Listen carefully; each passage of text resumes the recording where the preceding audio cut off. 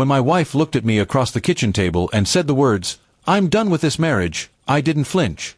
She expected me to beg, argue, or cry. Instead, I smiled. That single expression caught her off guard, and for a second, I saw a flicker of doubt in her eyes. She had already been unfaithful, already betrayed me, and now she thought she could walk away leaving me broken. But I had other plans. I had known about her cheating long before she confessed her decision. Late-night phone calls, messages hidden under fake names, and her sudden work meetings gave her away. I never confronted her immediately. Instead, I quietly gathered every piece of evidence, screenshots, receipts, and even pictures. I wanted to be prepared for the day she thought she had the upper hand. That day had finally arrived. She leaned back in her chair, crossing her arms as if she was the one in control.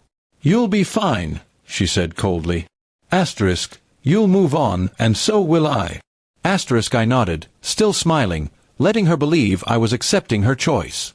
But in my mind, I was already seeing how this story would end, with her realizing she had underestimated me completely. The first thing I did was play along. I told her she could have the freedom she wanted, that I wouldn't stand in her way. She looked almost victorious, thinking she had crushed me. What she didn't know was that every lie she had told, every betrayal she had committed, was already documented. I was simply waiting for the right time to reveal it. A week later, she packed her things and moved in with a man she had been seeing behind my back. She didn't hide it. In fact, she seemed proud of it. Friends and family whispered, some even looked at me with pity, thinking I had lost. But I kept my silence, biding my time, waiting for the perfect strike.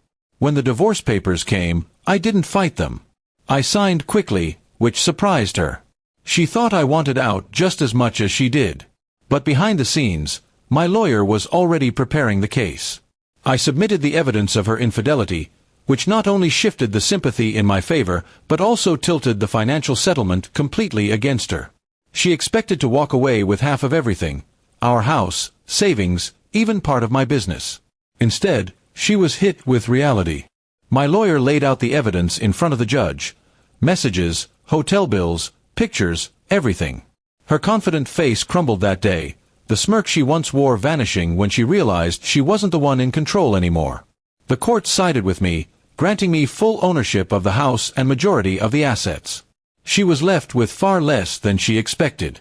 Her so-called lover, who once whispered promises to her, wasn't thrilled about sharing bills and responsibilities with someone who no longer had the wealth she thought she'd take from me. It didn't take long for cracks to appear in their perfect relationship.